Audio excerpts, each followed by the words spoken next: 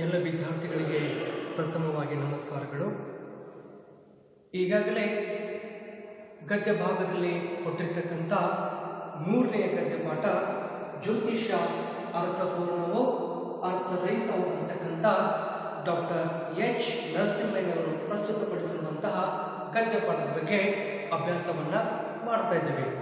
ಈಗಾಗಲೇ ಪ್ರಾಚೀನ ಜ್ಯೋತಿಷ್ಯದ ಒಂದು ಉಗಮ ಆಗಿರ್ಬೋದು, ಜೊತೆಗೆ ಜ್ಯೋತಿಷ್ಯ ಶಾಸ್ತ್ರದಲ್ಲಿ ಬರುವಂತಹ 9 ಗ್ರಹಗಳು ಅವುಗಳು ಯಾವುವು ಅಂತಕ್ಕಂಥದ್ದು, ಜೊತೆಗೆ ಈ ಜ್ಯೋತಿಷ್ಯದಲ್ಲಿ ಅಡಗಿರ್ತಕ್ಕಂಥ ಒಂದು ಗುಳಿಕ ಕಾಲ, ರಾಹು ಕಾಲ ಮತ್ತು ಯಮಗಂಡ ಕಾಲ ಅವುಗಳ ಒಂದು ವಿಚಾರ ಆಗಿರ್ಬೋದು. ಜೊತೆಗೆ ಈ ಒಂದು ಜ್ಯೋತಿಷ್ಯ ಮದುವೆಯನ್ನು ಮಾಡ್ಕೊತಿರ್ತಕ್ಕಂಥ ಗಂಡ ಮತ್ತು ಹೆಂಡತಿ, ಹುಡುಗ ಹುಡುಗಿಯ ಮೇಲೆ ಹೇಗೆ ಅವುಗಳಲ್ಲಿ ಪಾತ್ರವನ್ನು ನಿರ್ವಹಿಸುತ್ತದೆ ಅಂತಕ್ಕಂಥದ್ದು ಕೂಡ ನಾವುಗಳು ಕಳೆದ ತರಗತಿಯಲ್ಲಿ ಅಭ್ಯಾಸವನ್ನು ಮಾಡಿದ್ದೇವೆ. ಜೊತೆಗೆ ಪ್ರಕೃತಿ ವಿಕೋಪಗಳು ಆಗಿರ್ತಕ್ಕಂಥ ಸಂದರ್ಭದಲ್ಲಿ ತೀರಿಕೊಳ್ಳುವಂತಹ ಬಹಳಷ್ಟು ಜನ ಅವರೆಲ್ಲ ಒಂದೇ ಜಾತಕವನ್ನು ಹೊಂದಿರುತ್ತಾರೆ ಅಂತಕ್ಕಂಥದ್ದು ಕೂಡ ಹೇಳುವಂಥದ್ದು. ಇದು ಅಸಂಗತ ಅಥವಾ ಅಸಂಬದ್ಧ ಅಂತಕ್ಕಂಥದ್ದು ಕೂಡ ನಾವಿಲ್ಲಿ ತಿಳ್ಕೊಳ್ಬಹುದು.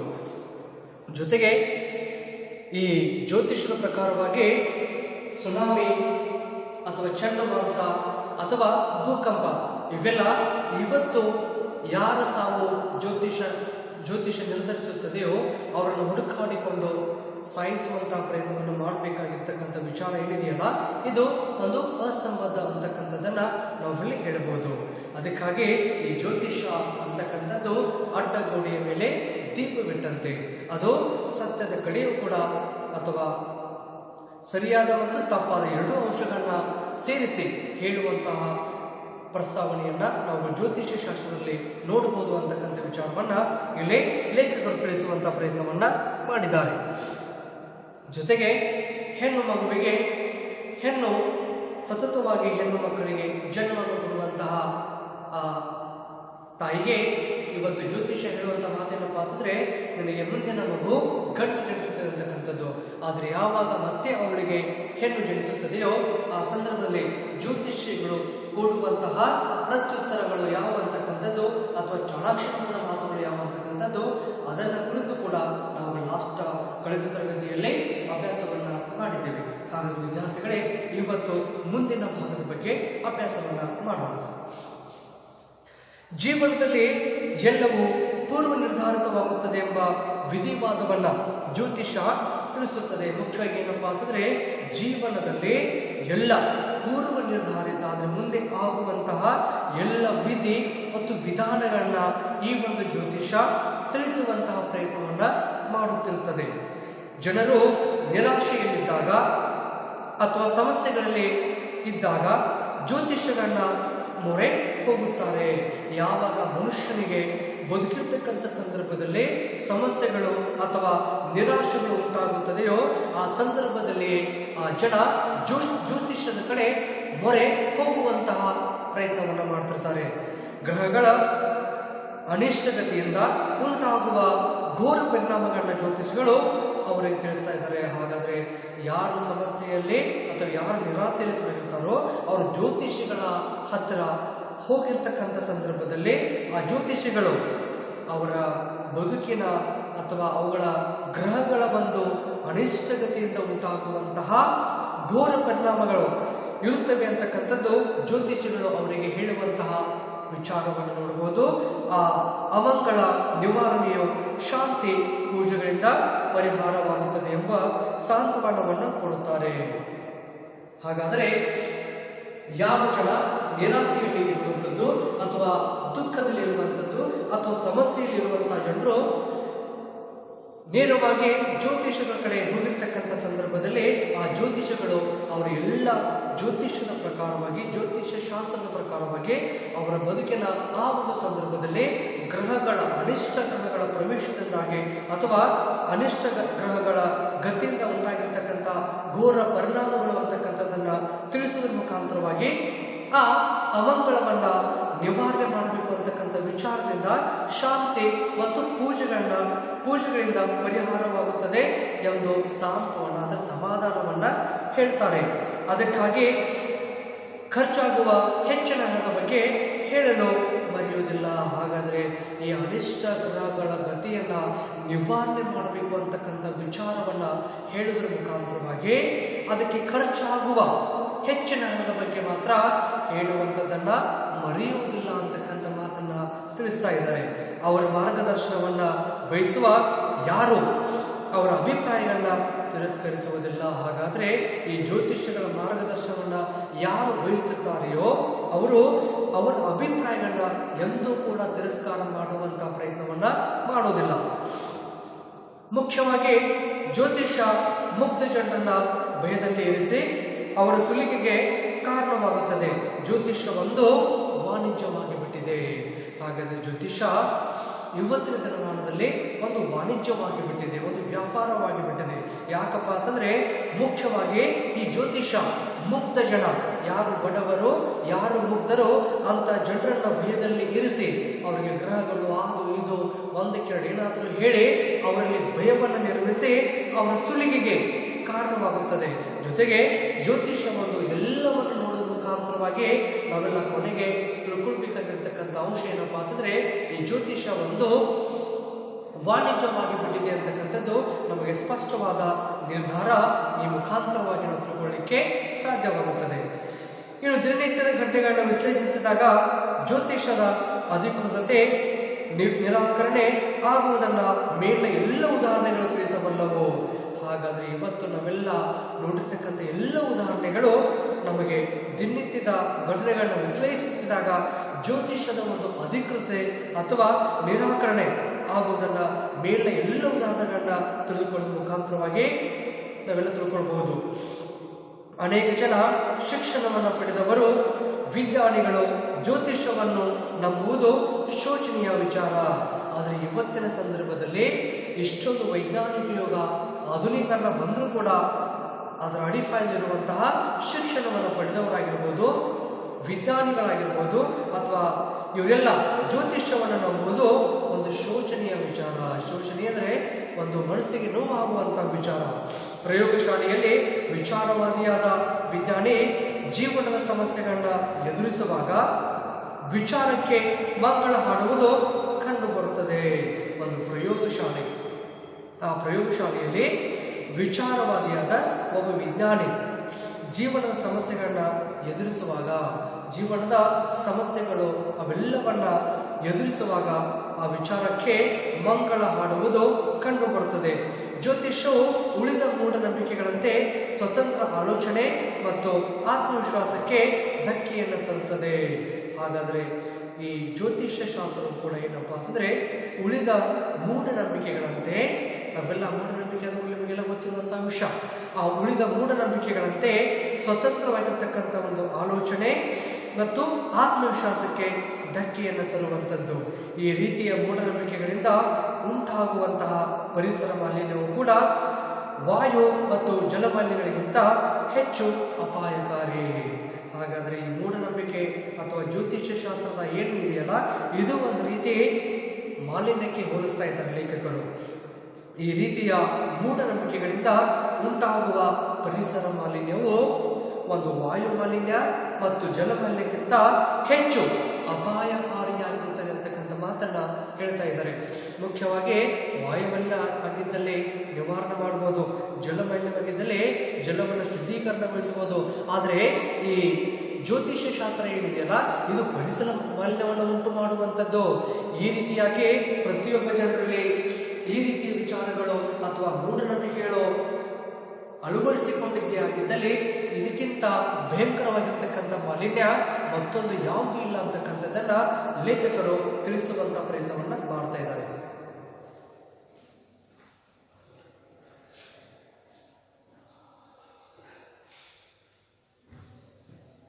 ಜೊತೆಗೆ ಖಗೋಳಶಾಸ್ತ್ರವು ವಿಜ್ಞಾನವಾಗಿ ಹೆಚ್ಚಿನ ಪ್ರಗತಿಯನ್ನ ಸಾಧಿಸಿದೆ.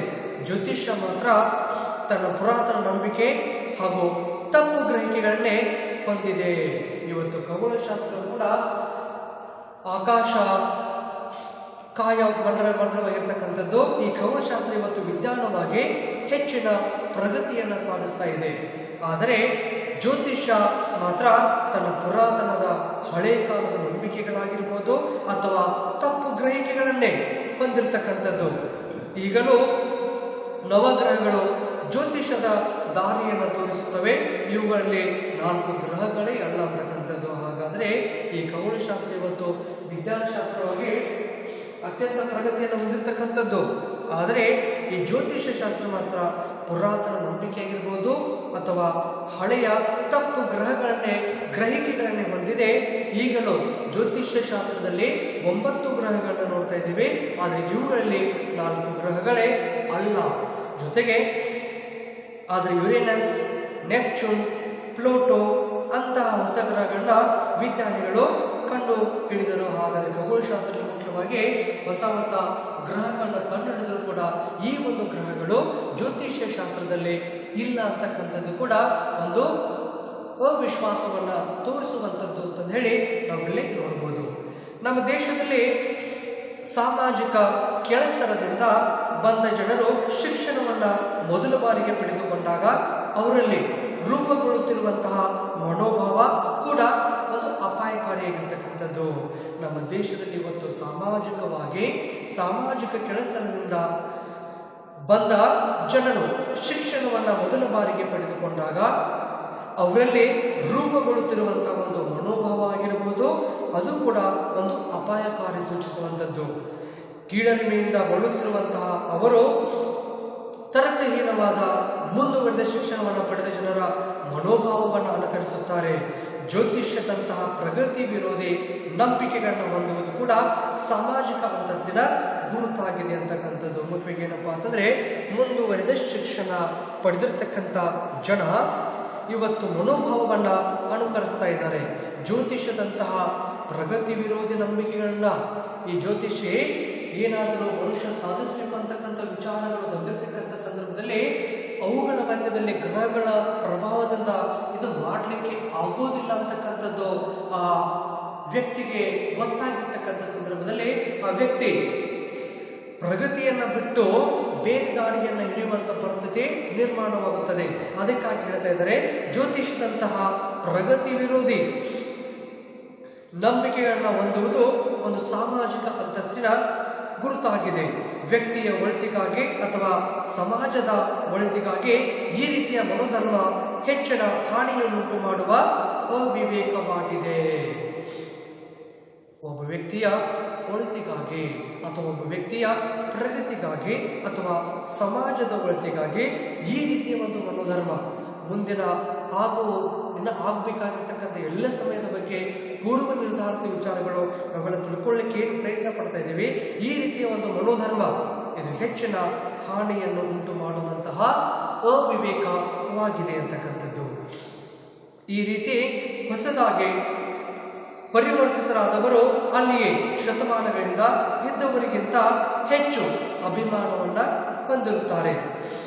ಬುದ್ಧನು ತನ್ನ ವಿನಯ ಪೀಠಿಕಾ ಗ್ರಂಥದಲ್ಲಿ ಯಾರು ನಕ್ಷತ್ರಗಳ ಲೆಕ್ಕಾಚಾರದಂತಹ ತಂತ್ರಗಳಿಂದ ಜೀವನವನ್ನು ನಡೆಸುತ್ತಾರೋ ಇವರಿಂದ ದೂರವಿರಬೇಕು ಎಂದು ಎಚ್ಚರಿಸ್ತಾ ಇದ್ದಾರೆ. ಮುಖ್ಯವಾಗಿ ಏನಪ್ಪಾ ಅಂತಂದ್ರೆ, ಗೌತಮ ಬುದ್ಧ ನಮಗೆಲ್ಲ ಗೊತ್ತಿರತಕ್ಕಂಥ ಒಬ್ಬ ಮಹಾನ್ ಪುರುಷ, ಅವರು ಕೂಡ ತಮ್ಮ ವಿನಯ ಪೀಠಿಕಾ ಅಂತಕ್ಕಂಥ ಗ್ರಂಥದಲ್ಲಿ ತಿಳಿಸಿದ್ದಾರೆ.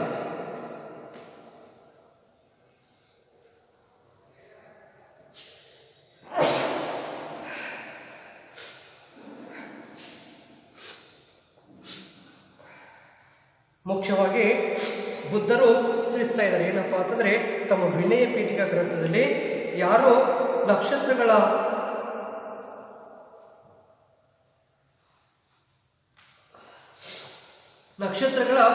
ಲೆಕ್ಕಾಚಾರದಂತಹ ತಂತ್ರಗಳಿಂದ ಜೀವನವನ್ನು ನಡೆಸುತ್ತಾರೋ ಇವರಿಂದ ದೂರವಿರಬೇಕು ಅಂತಕ್ಕಂಥ ಮಾತನ್ನ ಹೇಳಿ ಎಚ್ಚರವನ್ನು ಕೊಡ್ತಾ ಇದ್ದಾರೆ. ನಕ್ಷತ್ರ ವೀಕ್ಷಣೆ ಮತ್ತು ಜ್ಯೋತಿಷ್ಯ ಶಕುನಗಳ ಆಧಾರದಿಂದ ಶುಭ ಅಥವಾ ಅಶುಭವನ್ನು ತಿಳಿಸುವುದು, ಒಳಿತು ಕೆಡುಕುಗಳ ಬಗ್ಗೆ ಭವಿಷ್ಯವನ್ನು ನುಡಿಯುವುದು, ಇಂಥವುಗಳನ್ನೆಲ್ಲ ತ್ಯಜಿಸಬೇಕು ಎಂಬುದು ತಮ್ಮ ಅಭಿಪ್ರಾಯ ಬುದ್ಧನ ಉಪದೇಶಗಳಲ್ಲಿ ಕಂಡು ಬರ್ತದೆ ಅಂತಕ್ಕಂಥದ್ದು. ಮುಖ್ಯವಾಗಿ ಏನಪ್ಪಾ ಅಂತಂದ್ರೆ, ಬುದ್ಧ ತಮ್ಮ ವಿನಯ ಪೀಠಿಕಾ ಗ್ರಂಥದಲ್ಲಿ ಹೇಳ್ತಾ ಇದ್ದಾರೆ ಏನಪ್ಪಾ ಅಂತಂದ್ರೆ, ಯಾರು ನಕ್ಷತ್ರಗಳ ಲೆಕ್ಕಾಚಾರದಂತಹ ತಂತ್ರಗಳಿಂದ ಜೀವನವನ್ನು ನಡೆಸುತ್ತಾರೋ ಇಂಥವರಿಂದ ದೂರವಿರಬೇಕು. ಜೊತೆಗೆ ನಕ್ಷತ್ರ ವೀಕ್ಷಣೆ ಆಗಿರ್ಬೋದು ಅಥವಾ ಜ್ಯೋತಿಷ್ಯ ಶಕುನಗಳ ಆಧಾರದಿಂದ ಶುಭ ಅಥವಾ ಅಶುಭಗಳನ್ನ ತಿಳಿಸುವುದು, ಒಳಿತು ಕೆಡುಕುಗಳ ಬಗ್ಗೆ ಭವಿಷ್ಯವನ್ನ ನುಡಿಯುವುದು, ಇಂಥವುಗಳನ್ನೆಲ್ಲ ತ್ಯಜಿಸಬೇಕು ಎಂಬ ಅಭಿಪ್ರಾಯ ಬುದ್ಧನ ಹಲವಾರು ಉಪದೇಶಗಳಲ್ಲಿ ಕಂಡು ಬರ್ತದೆ ಅಂತಕ್ಕಂಥ ಮಾತನ್ನ ಹೇಳ್ತಾ ಇದ್ದಾರೆ. ಇನ್ನು ಮನುಷ್ಯನ ಭವಿಷ್ಯದ ನಿರ್ಣಯಕ್ಕೆ ಅವನೇ ಕಾರಣ ಎಂದು ದೃಢವಾಗಿ ನಂಬಿದ್ದ ಸ್ವಾಮಿ ವಿವೇಕಾನಂದರು ಕೂಡ ಅವರು ಜ್ಯೋತಿಷ್ಯದ ಬಗ್ಗೆ ಕಟುವಾದ ಅಭಿಪ್ರಾಯವನ್ನ ಪಡುತ್ತಾರೆ. ನಕ್ಷತ್ರಗಳ ಪ್ರಭಾವ ನನ್ನ ಮೇಲೆ ಆಗುವುದಾದರೆ ಆಗಲಿ, ಅದು ನನ್ನ ಜೀವನದ ಮೇಲೆ ಪ್ರಭಾವ ಬೀರಿದರೆ ಅದಕ್ಕೆ ಯಾವ ಬೆಲೆಯೂ ಕೂಡ ಇಲ್ಲ. ಜ್ಯೋತಿಷ ಮತ್ತಿತರ ಸಂಗತಿಗಳು ಸಾಮಾನ್ಯವಾಗಿ ದುರ್ಬಲ ಮನಸ್ಸಿನ ಗುರುತುಗಳು. ಇಂಥವುಗಳು ಬದುಕಿನಲ್ಲಿ ಪ್ರಾಮುಖ್ಯ ಪಡೆದುಕೊಂಡ ಕೂಡಲೇ ವೈದ್ಯರನ್ನ ಕಂಡು ಉತ್ತಮ ಆಹಾರ ಮತ್ತು ವಿಶ್ರಾಂತಿಯನ್ನು ತೆಗೆದುಕೊಳ್ಳುವುದು ಒಳ್ಳೆಯದು ಎಂಬುದು ವಿವೇಕಾನಂದರ ಅಭಿಪ್ರಾಯವಾಗಿಬಿಟ್ಟಿದೆ. ಹಾಗಾದರೆ ಬುದ್ಧ ಬರೆದಿರುವಂತಹ ವಿನಯ ಪೀಠಿಕಾ ಅಂತಕ್ಕಂಥ ಗ್ರಂಥವನ್ನು ಕೂಡ ಅಲ್ಲಿ ಏನು ತಿಳಿಸಿದ್ದಾರೆ ಅಂತಕ್ಕಂಥದ್ದು ನೋಡಲಾಗಿದೆ. ಅದರ ಜೊತೆಗೆ ಸ್ವಾಮಿ ವಿವೇಕಾನಂದರು ಕೂಡ ಹೇಳ್ತಾ ಇದ್ದಾರೆ, ಏನಪ್ಪಾ ಅಂತಂದ್ರೆ, ನಕ್ಷತ್ರಗಳ ಪ್ರಭಾವ ನನ್ನ ಮೇಲೆ ಆಗುವುದಾದರೆ ಆಗಲಿ, ಅದು ನನ್ನ ಜೀವನದ ಮೇಲೆ ಪ್ರಭಾವ ಬೀರಿದರೆ ಆ ಜ್ಯೋತಿಷ್ಯ ಶಾಸ್ತ್ರಕ್ಕೆ ಯಾವುದೂ ಬೆಲೆ ಇರಲಿಕ್ಕೆ ಸಾಧ್ಯವಿಲ್ಲ. ಜ್ಯೋತಿಷ ಮತ್ತಿತರ ಸಂಗತಿಗಳು ಸಾಮಾನ್ಯವಾಗಿ ದುರ್ಬಲ ಮನಸ್ಸಿನ ಗುರುತುಗಳು. ಯಾರ ಮನಸ್ಸು ದುರ್ಬಲವಾಗಿರುತ್ತದೆಯೋ ಅವರನ್ನು ಮಾತ್ರ ಈ ಜ್ಯೋತಿಷ ಬಲಿ ತೆಗೆದುಕೊಳ್ಳಲಿಕ್ಕೆ ಸಾಧ್ಯವಿದೆ ಅಂತಕ್ಕಂಥದ್ದು. ಆದರೆ ಇಂಥವುಗಳು ಬದುಕಿನಲ್ಲಿ ಪ್ರಾಮುಖ್ಯ ಪಡೆದುಕೊಂಡ ಕೂಡಲೇ ಒಂದು ವೇಳೆ ಮನಸ್ಸು ದುರ್ಬಲವಾಗಿ ಈ ಜ್ಯೋತಿಷ್ಯವನ್ನ ಅದರ ಸಲಹೆಗಳನ್ನು ಪಡ್ಕೊಳ್ಬೇಕು ಅಂತಕ್ಕಂಥ ವಿಚಾರಗಳು ಬಂದಿದ್ದೇ ಆಗಿದ್ದಲ್ಲಿ ಅಂಥವರು ಕೂಡಲೇ ವೈದ್ಯರನ್ನ ಕಂಡು ಉತ್ತಮ ಆಹಾರ ಮತ್ತು ವಿಶ್ರಾಂತಿಯನ್ನ ತೆಗೆದುಕೊಳ್ಳುವುದು ಒಳ್ಳೆಯದು ಅಂತಕ್ಕಂಥ ಮಾತನ್ನ ಇಲ್ಲಿ ವಿವೇಕಾನಂದರು ತಮ್ಮ ಅಭಿಪ್ರಾಯವನ್ನ ತಿಳಿಸಿದ್ದಾರೆ. ಜೊತೆಗೆ ಅಧ್ಯಾಪಕರಲ್ಲಿ ಮತ್ತು ವಿದ್ಯಾರ್ಥಿಗಳಲ್ಲಿ ವೈಜ್ಞಾನಿಕ ಮನೋಭಾವವನ್ನು ಬೆಳೆಸುವುದು ಯಾವುದೇ ಶಿಕ್ಷಣ ಕ್ರಮದ ಮುಖ್ಯ ಉದ್ದೇಶವಾಗಬೇಕು. ಪ್ರಶ್ನಿಸದೆ ಪರಿಶೀಲಿಸದೆ ಯಾವುದನ್ನ ಒಪ್ಪಿಕೊಳ್ಳಬಾರದು. ಮುಖ್ಯವಾಗಿ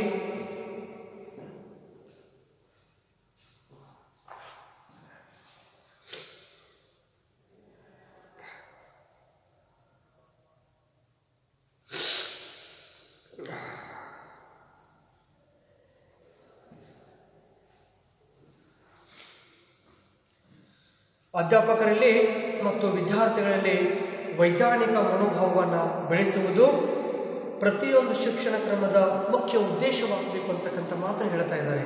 ಇಲ್ಲಿ ಯಾವುದೇ ಒಂದು ವಿಷಯವನ್ನ ಪ್ರಶ್ನಿಸದೆ ಅಥವಾ ಪರಿಶೀಲಿಸದೆ ಯಾವುದನ್ನ ಒಪ್ಪಿಕೊಳ್ಳಬಾರದು. ಅದು ಭಗವದ್ಗೀತೆ, ಬೈಬಲ್ ಅಥವಾ ಕುರಾನ್ ಆಗಿರಲಿ. ವೈಜ್ಞಾನಿಕವಾದ ಆಲೋಚನೆಗಳಿಗೆ ತೃಪ್ತಿಯನ್ನುಂಟು ಮಾಡಬೇಕು. ಸಮಾಜದ ಸುಧಾರಣೆ ಶಿಕ್ಷಣದ ಒಂದು ಉದ್ದೇಶ. ನಮ್ಮ ಶಿಕ್ಷಣ ಅವಿದ್ಯಾವಂತ ಮೂಢನಂಬಿಕೆಯುಳ್ಳವರನ್ನು ವಿದ್ಯಾವಂತ ಮೂಢನಂಬಿಕೆಯುಳ್ಳವರನ್ನಾಗಿ ಪರಿವರ್ತಿಸುತ್ತದೆ. ಇವರಿಬ್ಬರಲ್ಲಿ ಯಾರು ಹೆಚ್ಚು ಅಪಾಯಕಾರಿ ಎಂಬುದು ನಮಗೆಲ್ಲ ಗೊತ್ತು ಅಂತಕ್ಕಂಥದ್ದು ಮುಖ್ಯವಾಗಿ ಹೇಳ್ತಾ ಇದ್ದಾರೆ. ಅಧ್ಯಾಪಕರಲ್ಲಿ ಮತ್ತು ವಿದ್ಯಾರ್ಥಿಗಳಲ್ಲಿ ವೈಜ್ಞಾನಿಕ ಮನೋಭಾವನೆಯನ್ನು ಬೆಳೆಸುವುದು ಒಂದು ಶಿಕ್ಷಣದ ಉದ್ದೇಶವಾಗಬೇಕಾಗುತ್ತದೆ. ಜೊತೆಗೆ ಯಾವುದೇ ಒಂದು ವಿಷಯವನ್ನ ಪ್ರಶ್ನಿಸದೆ ಮತ್ತು ಪರಿಶೀಲಿಸದೆ ಯಾವುದನ್ನು ಕೂಡ ಒಪ್ಪಿಕೊಳ್ಳಬಾರದು. ಅದು ಭಗವದ್ಗೀತೆ ಆಗಿರಲಿ, ಬೈಬಲ್ ಆಗಿರಲಿ ಅಥವಾ ಕುರಾನ್ ಅಂತಕ್ಕಂಥ ಗ್ರಂಥ ಆಗಿರಲಿ. ವೈಜ್ಞಾನಿಕವಾದ ಆಲೋಚನೆಗಳಿಗೆ ತೃಪ್ತಿಯನ್ನುಂಟು ಮಾಡಬೇಕು. ಹಾಗಾಗಿ ಯಾವುದೇ ಒಂದು ವಿಷಯ ಆಗಿರ್ಬೋದು, ಅದು ಸಮಾಜದ ಸುಧಾರಣೆ ಮತ್ತು ವೈಜ್ಞಾನಿಕ ಮನೋಭಾವವನ್ನು ಬೆಳೆಸುವಂಥದ್ದು ಅದರ ಉದ್ದೇಶವಾಗಿರಬೇಕು. ಜೊತೆಗೆ ವೈಜ್ಞಾನಿಕವಾದ ಆಲೋಚನೆಗಳಿಗೆ ತೃಪ್ತಿಯನ್ನ ಉಂಟು ಮಾಡುವಂತಹ ಅಂಶ ಆಗಿರಬೇಕು. ಜೊತೆಗೆ ಸಮಾಜದ ಸುಧಾರಣೆ ಶಿಕ್ಷಣದ ಒಂದು ಮುಖ್ಯ ಉದ್ದೇಶವಾಗಿರಬೇಕು. ನಮ್ಮ ಶಿಕ್ಷಣ ಇವತ್ತು ಅವಿದ್ಯಾವಂತ ಮೂಢನಂಬಿಕೆಯುಳ್ಳವನನ್ನ ಇವತ್ತು ವಿದ್ಯಾವಂತ ಮೂಢನಂಬಿಕೆಯುಳ್ಳವನಾಗಿ ಪರಿವರ್ತಿಸುತ್ತದೆ. ಇವರಿಬ್ಬರಲ್ಲಿ ಯಾರು ಹೆಚ್ಚು ಅಪಾಯಕಾರಿ ಎಂಬುದು ನಮಗೆಲ್ಲ ಗೊತ್ತಿರ್ತಕ್ಕಂಥ ಅಂಶ. ಅದು ಮುಖ್ಯವಾಗಿ ಏನಪ್ಪಾ ಅಂದರೆ, ಇವತ್ತು ನಾವೆಲ್ಲ ವಿದ್ಯಾವಂತರಾದರೂ ಕೂಡ ವಿದ್ಯಾವಂತರಾಗಿಯೂ ಕೂಡ ಇವತ್ತು ಮೂಢನಂಬಿಕೆಗೆ ಬಲಿ ಆಗ್ತಾ ಇದ್ದೇವೆ. ಅದಕ್ಕಿಂತ ದೊಡ್ಡ ಅಪಾಯಕಾರಿ ಯಾವುದು ಅಂತಕ್ಕಂಥ ಪ್ರಶ್ನೆಯನ್ನ ನಮ್ಮೆಲ್ಲರಿಗೂ ಕೂಡ ಹೇಳ್ತಾ ಇದ್ದಾರೆ. ವಿಶ್ವವಿದ್ಯಾಲಯ ಹಾಗೂ ಉನ್ನತ ಶಿಕ್ಷಣ ಕೊಡುತ್ತಿರುವಂತಹ ಸಂಸ್ಥೆಗಳು ಜ್ಯೋತಿಷ್ಯ, ಹಸ್ತ ಸಾಮುದ್ರಿಕ, ಪವಾಡದಂತಹ ಪ್ರಗತಿ ವಿರೋಧಿ ಅಂಶಗಳ ವೈಜ್ಞಾನಿಕ ತಪಾಸಣೆಯ ಜವಾಬ್ದಾರಿಯನ್ನ ವಹಿಸಿಕೊಳ್ಳಬೇಕು. ಅಂತವರಿಗೆ ತೆರೆದ ಮನಸ್ಸು ಇರಬೇಕು. ಇಲ್ಲಿ ತೆರೆದ ಮನಸ್ಸು ಎಂದರೆ ಖಾಲಿ ತಲೆ ಅಲ್ಲ ಅಂತಕ್ಕಂಥದ್ದು. ಮಕ್ಕಳಿಗೆ ಏನಪ್ಪಾ ಅಂತಂದ್ರೆ ಇವತ್ತು ವಿಶ್ವವಿದ್ಯಾಲಯಗಳಾಗಿರ್ಬೋದು ಅಥವಾ ಉನ್ನತ ಶಿಕ್ಷಣಗಳಾಗಿರ್ಬೋದು, ಆ ಶಿಕ್ಷಣವನ್ನು ಕೊಡ್ತಿರ್ತಕ್ಕಂಥ ಸಂಸ್ಥೆಗಳು ಇವತ್ತು ಜ್ಯೋತಿಷ್ಯ, ಹಸ್ತ ಸಾಮುದ್ರಿಕ ಮತ್ತು ಪವಾಡದಂತಹ ಪ್ರಗತಿಗಳ ವಿರೋಧ ಅಂಶಗಳು ವೈಜ್ಞಾನಿಕ ತಪಾಸಣೆಯ ಜವಾಬ್ದಾರಿಯನ್ನ ವಹಿಸಿಕೊಳ್ಳಬೇಕಾಗಿರ್ತಕ್ಕಂಥದ್ದು ಅತಿ ಅವಶ್ಯಕವಾಗಿದೆ. ಅಂತವರಿಗೆ ತೆರೆದ ಮನಸ್ಸು ಇರಬೇಕು. ಮತ್ತು ಇಲ್ಲಿ ತೆರೆದ ಮನಸ್ಸು ಎಂದರೆ ಖಾಲಿ ತಲೆ ಅಲ್ಲ ಅಂತಕ್ಕಂಥದ್ದು. ಒಂದು ವಿಚಾರವಂತಿಕೆಯಿಂದ, ವೈಜ್ಞಾನಿಕ ವಿಚಾರದಿಂದ, ಆಳತೆಯಿಂದ ಇವತ್ತು ಈ ಜ್ಯೋತಿಷ, ಹಸ್ತ ಸಾಮುದ್ರಿಕ ಮತ್ತು ಪವಾಡದಂತಹ ಅವುಗಳ ಪ್ರಗತಿಗೆ ವಿರೋಧವಾಗಿರ್ತಕ್ಕಂಥ ಅಂಶಗಳ ಬಗ್ಗೆ ಒಂದು ವೈಜ್ಞಾನಿಕವಾಗಿರ್ತಕ್ಕಂಥ ತಪಾಸಣೆಯನ್ನ ಇವತ್ತು ಕೈಗೊಳ್ಳಬೇಕು ಅಂತಕ್ಕಂಥ ವಿಚಾರವನ್ನ ಇಲ್ಲಿ ಕೊನೆಯದಲ್ಲಿ ಡಾಕ್ಟರ್ ಎಚ್ ನರಸಿಂಹಯ್ಯನವರು ತಿಳಿಸುವಂತಹ ಪ್ರಯತ್ನವನ್ನ ಮಾಡಿದ್ದಾರೆ. ಹಾಗಾಗಿ ವಿದ್ಯಾರ್ಥಿಗಳೇ, ಇಷ್ಟೇನಪ್ಪಾ ಅಂತಂದ್ರೆ ಡಾಕ್ಟರ್ ಎಚ್ ನರಸಿಂಹಯ್ಯನವರು ಬರೆದಿರುವಂತಹ ಜ್ಯೋತಿಷ ಅರ್ಥಪೂರ್ಣವೋ ಅಥವಾ ಅರ್ಥರಹಿತ ಅಂತಕ್ಕಂಥ ಒಂದು ಗದ್ಯ ಪಾಠವನ್ನ ಇವತ್ತು ನಾವಿಲ್ಲಿ ಅಭ್ಯಾಸವನ್ನ ಮಾಡಿದ್ದೇವೆ. ಹಾಗಾದ್ರೆ ಈ ಗದ್ಯ ಪಾಠದ ಮುಖಾಂತರವಾಗಿ ನಾವು ಜ್ಯೋತಿಷ್ಯವನ್ನ ಎಷ್ಟು ನಮ್ಮ ಜೀವನದಲ್ಲಿ ಅಳವಡಿಸಿಕೊಳ್ಬೇಕು ಅಂತಕ್ಕಂಥ ವಿಚಾರವನ್ನ ನಾವು ನಮ್ಮಲ್ಲೇ ಪ್ರಶ್ನೆ ಮಾಡೋದ್ರ ಮುಖಾಂತರವಾಗಿ ಅದರ ಮುಂದಿನ ಭಾವಿ ಜೀವನದಲ್ಲಿ ಎಷ್ಟು ಮಟ್ಟಿಗೆ ಅದನ್ನು ನಾವು ಅಳವಡಿಸಿಕೊಳ್ಬೇಕು ಅಂತಕ್ಕಂಥ ವಿಚಾರವನ್ನ ಸ್ಪಷ್ಟವಾಗಿ ಮಾಡಬೇಕಾಗುತ್ತದೆ ಅಂತಕ್ಕಂಥದ್ದು.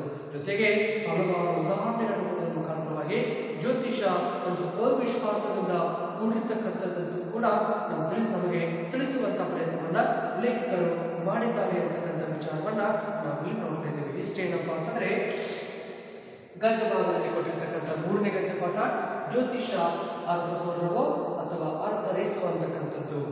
ಸೊ ವಿದ್ಯಾರ್ಥಿಗಳೇ, ಇನ್ನು ಮುಂದೆ ಕೊಟ್ಟಿರ್ತಕ್ಕಂಥ ಎಲ್ಲ ಪ್ರಶ್ನೆಗಳ ಬಗ್ಗೆ ಮುಂದಿನ ತರಗತಿಯಲ್ಲಿ ಅಭ್ಯಾಸವನ್ನ ಮಾಡೋಣ. ಅಲ್ಲಿವರೆಗೆ ನಮಸ್ತೆ.